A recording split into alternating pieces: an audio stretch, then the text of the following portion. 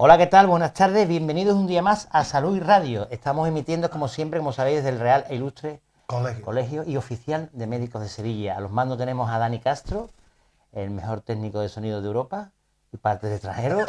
Aquí con nosotros está Paco Gallardo, colaborador habitual. Buenas tardes, por decir bueno, algo. como ustedes sabéis, hablar de salud es hablar sin duda de nuestros profesionales sanitarios, que son, creo yo, los que le dan el valor añadido al sistema sanitario. Son las personas que se dejan la piel día a día, se dejan las coronarias por los pacientes, por los enfermos. Intentamos curar, si no podemos curar, pues intentamos ayudar, si no consolar.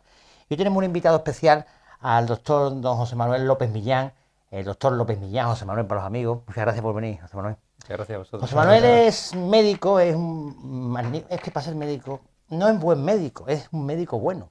Y es especialista en anestesia. La anestesia es una especialidad muy amplia, es una especialidad médica, es una especialidad que en realidad no es anestesia, reanimación y tratamiento del dolor. O sea que los campos de actuación, como él nos irá contando ahora, pues son múltiples. Pueden trabajar tanto en el área de quirófano, en las áreas relacionadas con intensivo, con unidades de cuidados intensivos, porque se dedica a reanimar a las personas, a tratar los procesos que son críticos, y también las unidades de dolor, que es muy importante, son las muy importantes las unidades de áreas que tratan el dolor, porque el dolor está presente en la mayoría de las patologías que tenemos, patologías muchas veces musculoesqueléticas, asociadas a procesos de otro tipo, y ahí tiene un papel fundamental los especialistas como José Manuel de anestesia. La anestesia es una especialidad muy completa, es médica, aunque tenga mucha relación con quirófano, y me encanta tener anestesistas aquí. No, anestesias no solamente se dedican a dormir a la gente, ¿no?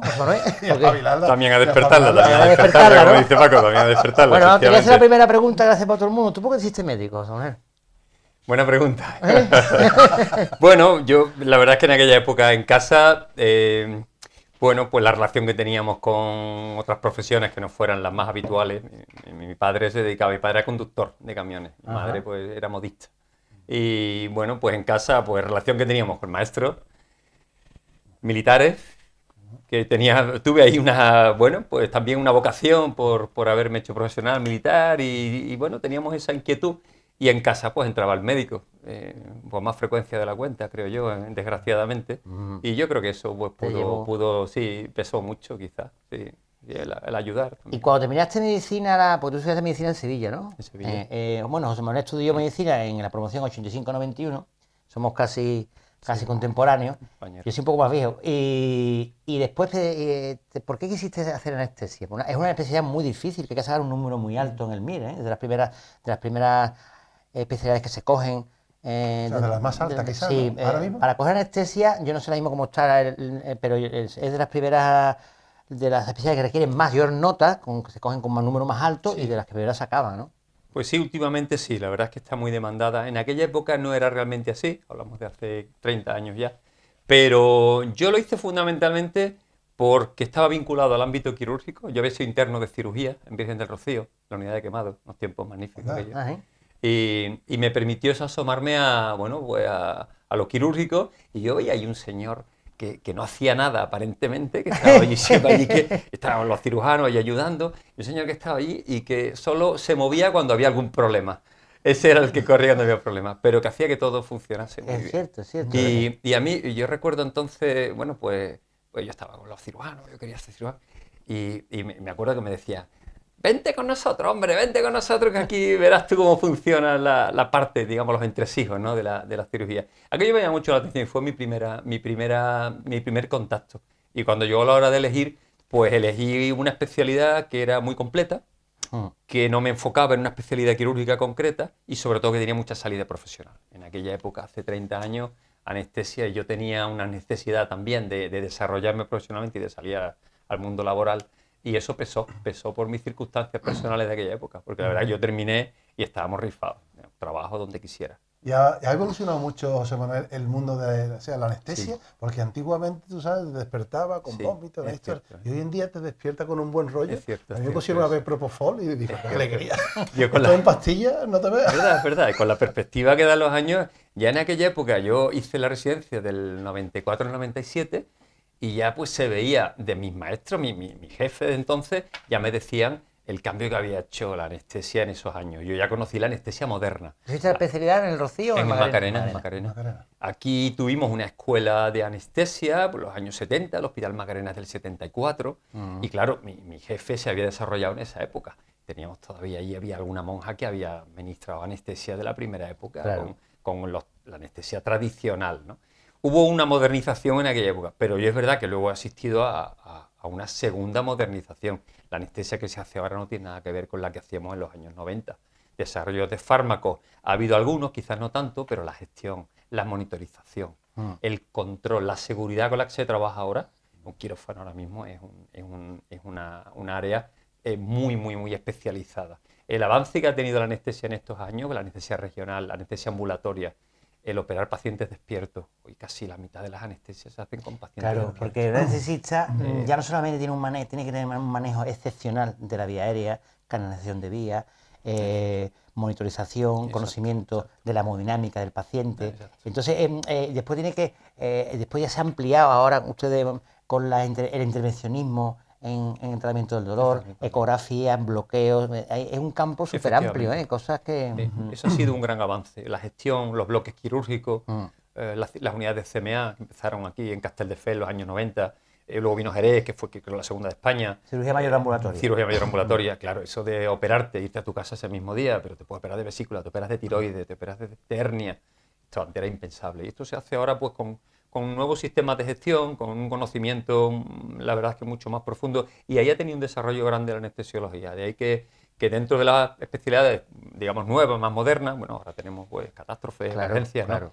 Pues de las últimas especialidades ha tenido un desarrollo muy grande y que ha permitido además el desarrollo de muchas especialidades quirúrgicas, porque claro, el cirujano lo que quiere es poder operar cada vez casos más complejos, más difíciles, y hoy la anestesiología, hoy como yo digo, hoy no hay nada que no se opere. Oye, y dentro del quirófano, porque al final el que manda en el quirófano es el anestesista, evidentemente, pero el conocer a tu cirujano, a ese cirujano con el que tú estás operando, que puede ser un crack en cirugía abdominal, en cirugía laparoscópica, es muy importante que haya un buen feedback ahí, ¿no? De todo, ¿no? Pues la verdad es que más de lo que se piensa, claro porque es cierto que cada uno tiene su rol y cada uno sabe lo que tiene que hacer, muchas veces no hace falta ni hablar, pero es muy importante ese feeling para generar no solo un buen ambiente. Porque el equipo es fundamental. El equipo es fundamental. Eso lo percibe el paciente, lo percibe la enfermería, lo percibe todo el mundo. El equipo es fundamental.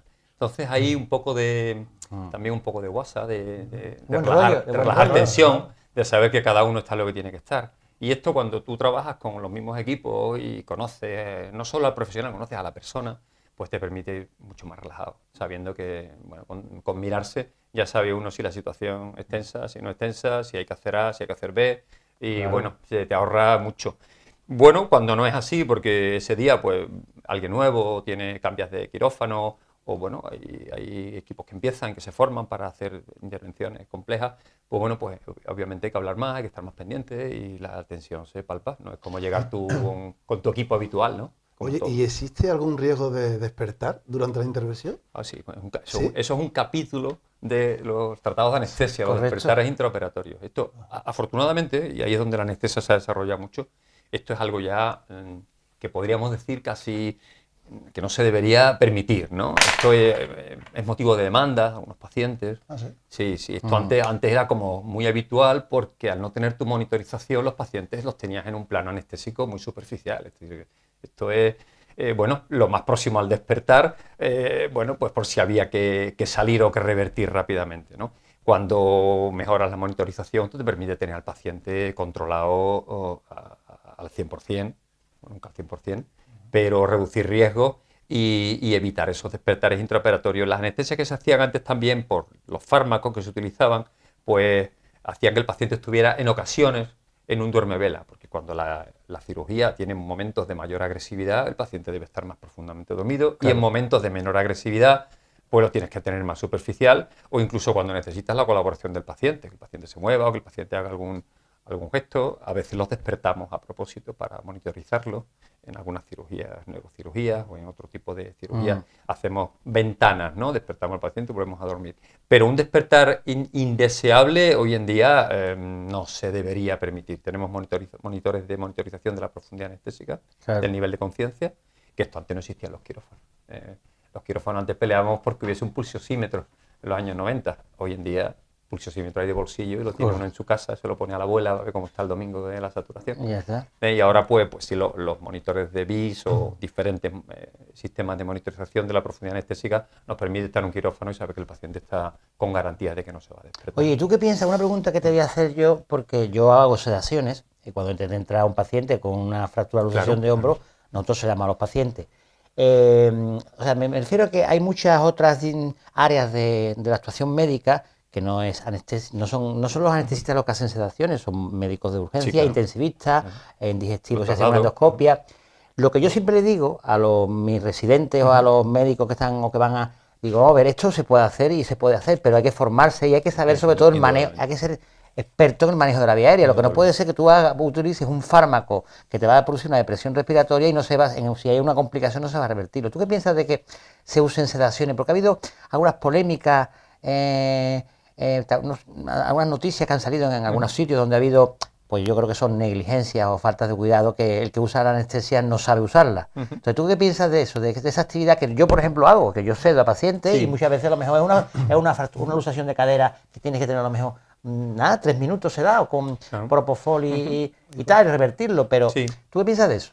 Pues que hay dos situaciones que son... Porque nosotros antes llevábamos, te estoy diciendo, cuando yo empecé llevábamos anestesia, pero claro, ya con los años, la formación y tal, pues llega un momento que yo no llamo anestesia, salvo que lo necesite, por supuesto, pero que... Sí, nosotros cuando yo llegué al Macarena, la RECU estaba llevándola incluso anestesia, luego dejamos de llevarla, la llevan los urgenciólogos, los médicos de urgencia, que ahora ya hay una especialidad, pero que venían muchas veces, pues venían de la medicina interna o de la medicina de familia. Sí, igual Luis Pérez Fijo, Manolo Garrido, eso, bueno, y están, exactamente, mis compañeros, y fueron mis maestros cuando yo llegué de residente, que ellos ya estaban allí, efectivamente.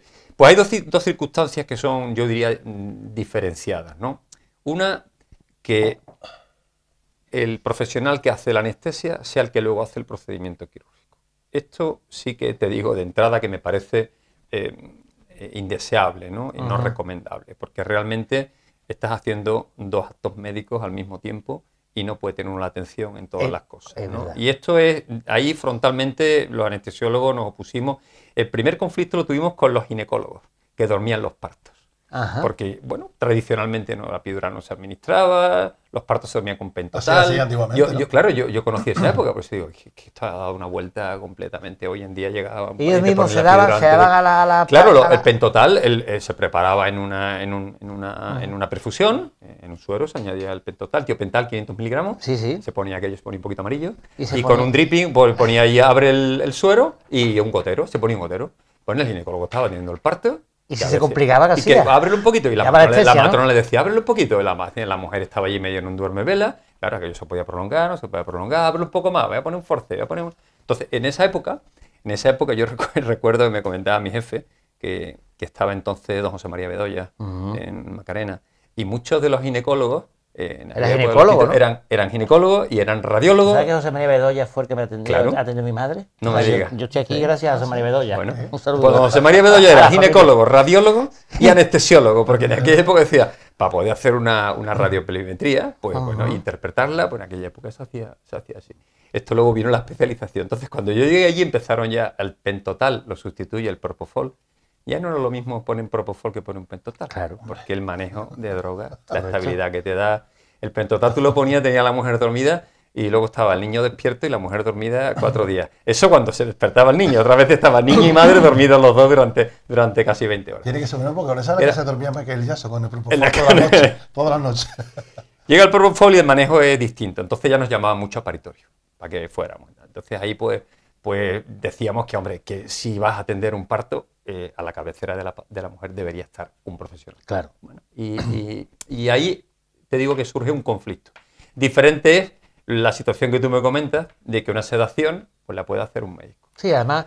¿Un médico en qué circunstancias? Un urgenciólogo, un traslado... Tiene que estar preparado. Tiene que saber manejar qué hacer cuando van mal las cosas. Eso fue un conflicto. Otro conflicto fue con los endoscopistas, cuando en la endoscopia no hay anestesiólogo para dormir todas las colonoscopias que se necesita dormir en Andalucía. Y entonces ahí existe yo hago una sedación, hombre, pues mira, si pongo petidina, pongo una media dolantina, medio dórmico, bueno, por decir que hago una sedación.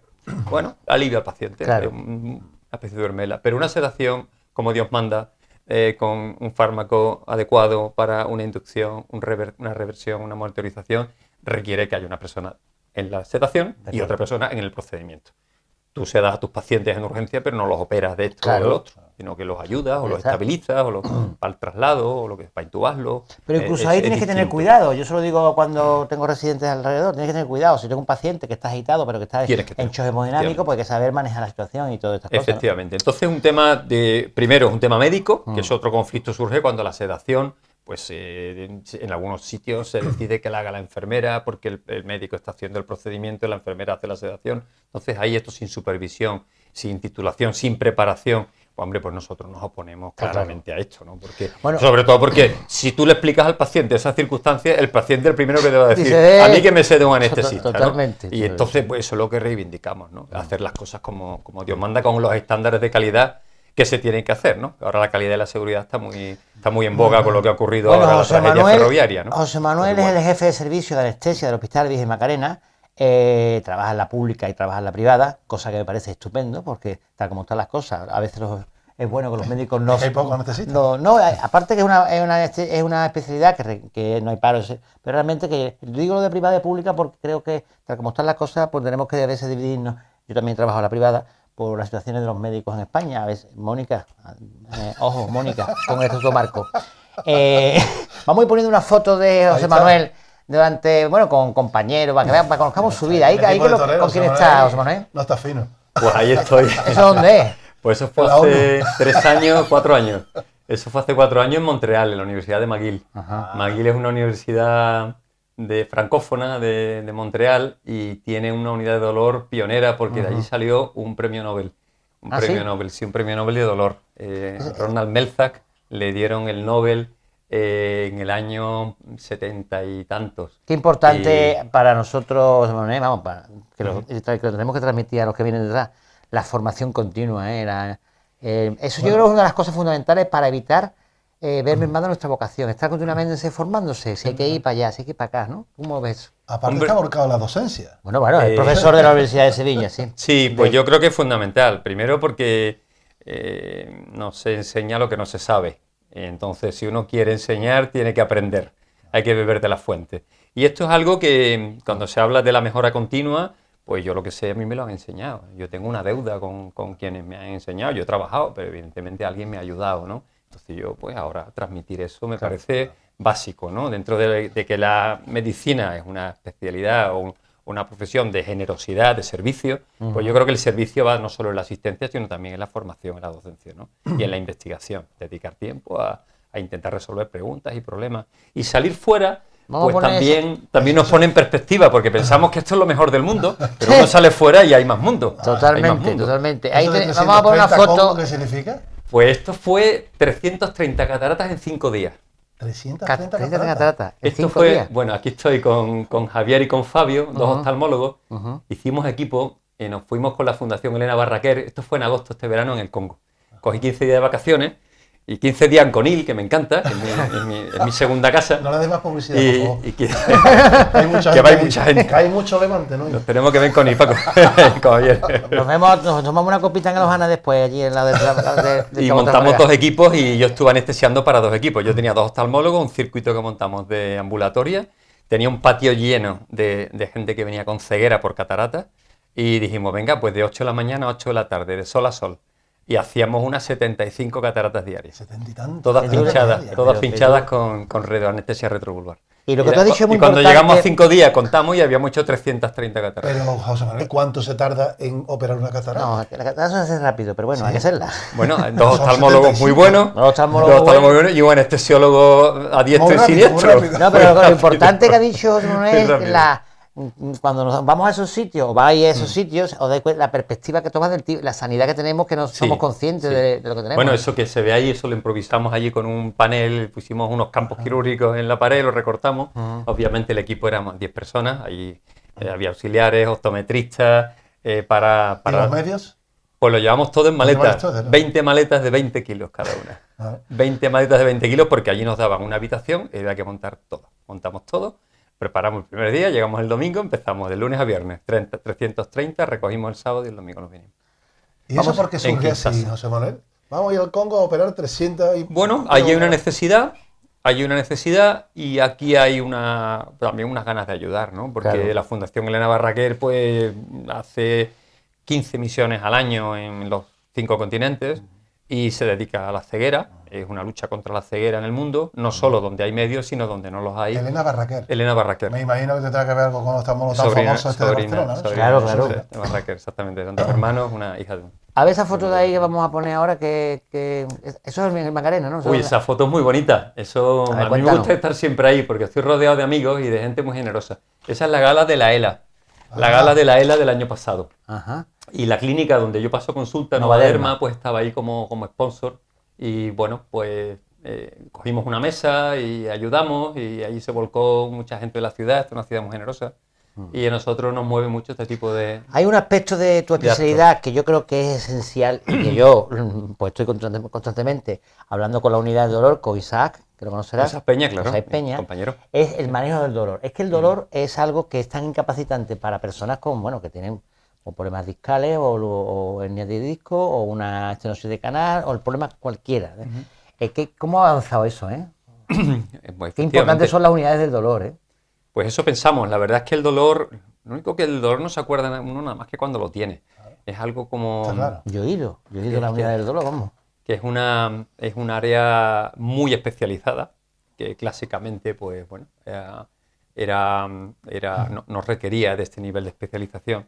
Pero a medida que ha ido avanzando también la medicina, pues tenemos los estándares de calidad y las necesidades que tienen los pacientes también han crecido. Digamos que la demanda es infinita y los recursos son limitados. Hay un poco de saturación, ¿no? Claro, porque realmente cuando uno habla de bienestar, pues todos queremos tener bienestar, el bienestar máximo en nuestra vida.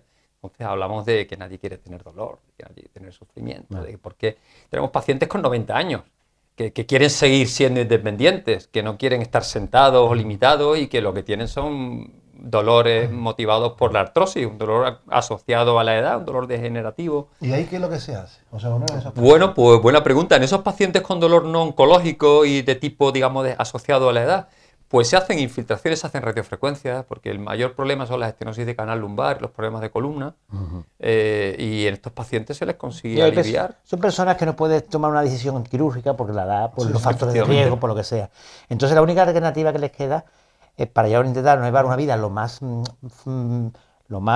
cómoda posible y lo mejor es quitarles el dolor. Entonces, para eso las unidades del dolor, en donde son los referentes, los anestesistas, que hacen de todo, hacen bloqueos, infiltraciones con radiofrecuencias, sin radiofrecuencias. Es un mundo... Pero por eso lo pregunto, porque hay tanta gente que nos ven, porque eso es importantísimo, sobre todo las personas mayores. ¿Cómo se llega a la unidad del dolor? ¿A través de tu médico de cabecera? Sí, nosotros tenemos 2 vías, a través de especialistas, el especialista de referencia, porque el dolor no solo lo tratamos los anestesiólogos, nosotros tratamos el dolor que no responde al tratamiento médico convencional, al que pone el médico de cabecera o el especialista de referencia. El reumatólogo, pues obviamente el reumatólogo le pone tratamiento analgésico a los pacientes que tienen artrosis o artritis reumática o algún tipo de artritis psoriásica.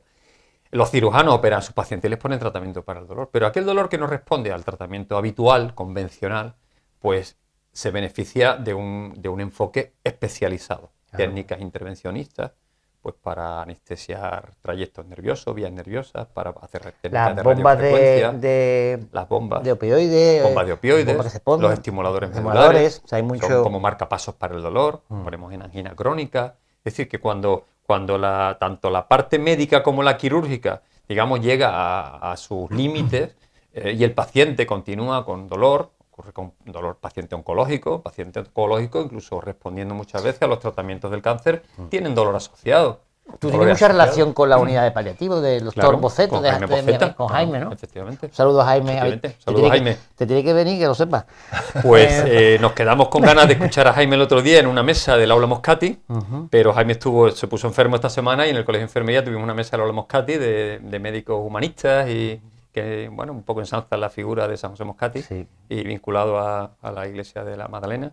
Y estaba Jaime de ponente y no lo pudimos escuchar. Pero que qué importante es vuestra relación con las unidades de paliativo, porque paliar el paciente que no tiene una enfermedad terminal, eso pues es fundamental ayudar en ese proceso de de finalización, ¿no? Sí, esto es algo muy importante que has dicho, porque incluso con el elevado nivel de especialización que tienen ahora mismo las diferentes especialidades médicas, es fundamental la relación entre ellas, para que el paciente no se vea como beneficiándose de una vía y aislándose del beneficio que le podría proporcionar otra. Entonces, la relación entre especialidades, a mayor especialización, más necesaria es. Claro. Que los profesionales hablemos entre nosotros, porque hay pacientes que se solapan y que pueden beneficiarse de ambas vías. Claro. No son pacientes exclusivamente de paliativos o de dolor, sino que cuando los profesionales nos sentamos, como nosotros ahora, en torno a una mesa, pues surgen formas de trabajar muy bonitas, muy interesantes. ¿Y cómo se puede identificar a un familiar, por ejemplo, si tiene dolor y no puede expresarlo? Buena pregunta. Tenemos pacientes con déficit cognitivo severo, pacientes que nos vienen de neurología y que tenemos que identificar el dolor a partir de los signos vitales y de las expresiones. Claro. Expresión. En pacientes, por ejemplo, con parkinsonismo, que tienen la típica cara de póker, de poco expresivo, el paciente lo puede verbalizar. Tienen rigidez, tienen dolor asociado a la rigidez articular, pero en pacientes con demencia tipo Alzheimer, otro tipo de demencia, hay que buscar los signos. El familiar es el que te trae al paciente. Un paciente que lo ve inquieto, el familiar te trae al paciente. te cuenta el familiar que está inquieto, a lo mejor tú ya lo exploras, ves que está taquicárdico, oye, pues... Taquicárdico, sudoroso, postura, la falta de actividad, la parálisis por falta de actividad, porque ¿qué le pasa hoy? Pues muchas veces dolor y no lo pueden expresar. Pues tú sabes que nos estamos quedando sin programa y tengo que preguntarte dos o tres cosas. pues hay que volver, Tu hobby. Ya te conviertes en colaborador externo. Primero vamos a hablar de un poco de la vida rápidamente. Tus aficiones, te he visto por ahí de montañero. De montañero caminando por eso Machu Picchu, en Machu Picchu. Sí, Machu Picchu. Vamos a ver un par de fotos y una pregunta que te voy a hacer final y tú ya le vas a contestar. Aparte de su hobby. ¿Eso dónde es? Pon esa foto, Dani, por favor. Esa foto fue llegando a Machu Picchu. Eso fue el camino del Inca. A mí me gusta mucho caminar y sobre todo la ruta, los caminos espirituales, que siempre aportan no solo la parte de la naturaleza, sino la parte espiritual. Qué importante es eso que estás diciendo. Es fundamental. Eso también quita el dolor, ¿eh? Para el ser humano. Y he visto otra foto por ahí. ¿Tú también haces windsurfing o algo? Hago kai, me gustan los deportes de agua. Hombre, con mis amigos de Conil. Ahí está. Esa esquina era de los Anas. Eso es el Cabo Trafalgar. Vamos, de hecho yo ahí estaba Esos caños de Meca son esos. Ese día estaba yo ahí tomándome un vermú, te vi. Pasa que estaba todo ahí muy liado y me dio cosa saludarte. Caisur, sales con